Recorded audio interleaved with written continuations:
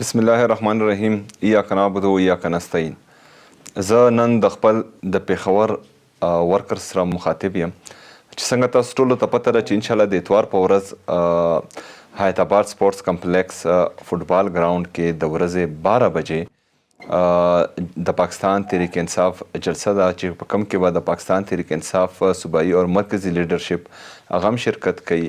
د تحریک تحفظ عین پاکستان مشران چې کوم دي محمود اچکزئی صاحب اور علامه صاحب هغه دواړه به هم راځي په دې کې به شرکت کوي. نو زما د پېښور آی ایس ایف انصاف یوت وینګ پاکستان تحریک انصاف ټولو مشرانو کشرانو ځوانانو ته دغه ریکویسټ دی چې په دې کې برپور حصه هم واخلئ او د نن نه چې کوم دي ښه مضبوط کمپین ورته هم سټارټ کوي.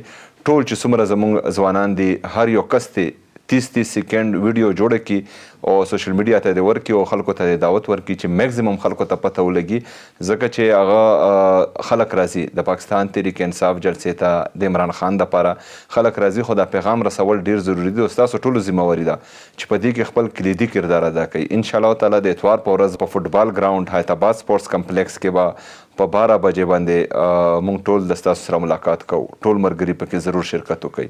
ډیره شکریه، مهرباني و ما علینا الا البلاغ.